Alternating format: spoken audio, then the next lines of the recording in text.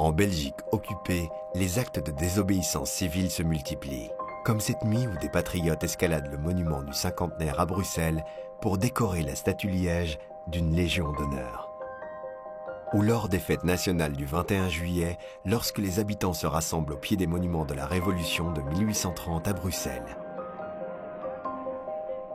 Des tracts circulent pour se souvenir du 4 août 1914 et faire part de sa tristesse. La contestation s'exprime à travers des supports de diffusion populaire de main en main, comme les chansons ou les caricatures. Dans les secteurs clés de l'économie, une résistance voit le jour chez les industriels. Il va y avoir de la part de l'occupant un effort pour les faire travailler pour l'Allemagne. Et de la part des industriels, il y aura un refus systématique. Le modèle est Cockerill, le patron est le vieil Adolf Greiner, qui est un Allemand, un Saxon, fils du premier valet de chambre de Léopold Ier, qui va refuser, ainsi que tous ses chefs de service. Ils vont être déportés en Allemagne, où Adolf Greiner va mourir en forteresse.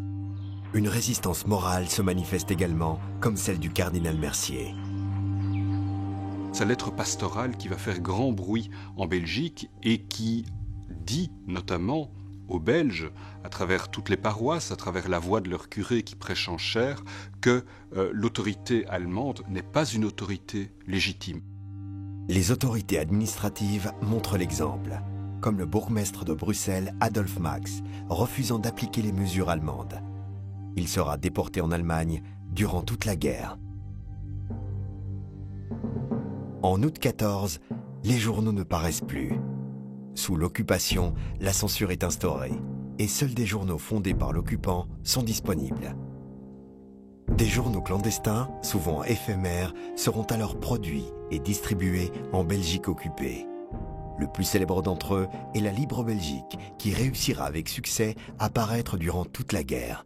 La Libre Belgique, qui dispose de soutiens assez puissants, notamment parmi le monde ecclésiastique, parmi certains grands magnats de la presse catholique.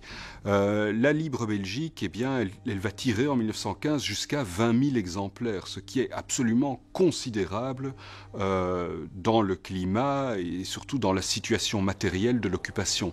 Pour que le lien ne soit pas rompu entre le front et le pays, les soldats et leurs familles, des réseaux de correspondance clandestine se mettent en place via la Hollande. Ils font appel à des passeurs, souvent des fraudeurs et des contrebandiers. Pour transmettre les informations, les lettres, tous les moyens sont bons. Valises à double fond, boîtes truquées, faux livres. On transfère du papier, mais aussi des hommes. Les passeurs d'hommes vont entrer en action. En août 1915, des filières d'exfiltration par la Hollande font passer des soldats alliés restés chez des particuliers après les combats d'août 14. Des ouvriers qualifiés qui ne veulent pas travailler pour les Allemands. Et des milliers de jeunes volontaires de guerre belges en âge de combattre. Il y en aura 32 000 pendant la durée du conflit.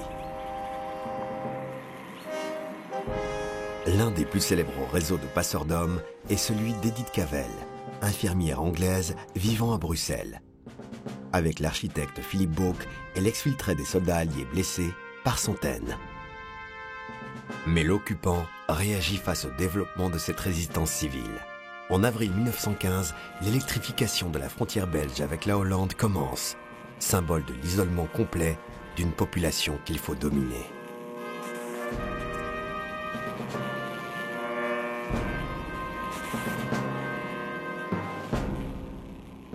Des réseaux clandestins sont démantelés par la police allemande qui s'appuie sur des collaborateurs belges. La répression s'intensifie. À Bruxelles, les patriotes sont jugés par un tribunal militaire installé au Sénat. Les condamnés à mort sont fusillés au tir national à Schaerbeek.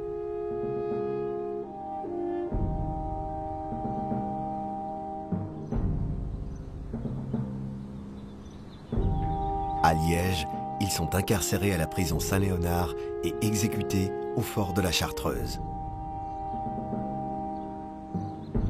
La liégeoise, Louise de Rache, est la première femme condamnée à mort comme agent de renseignement. Le 12 octobre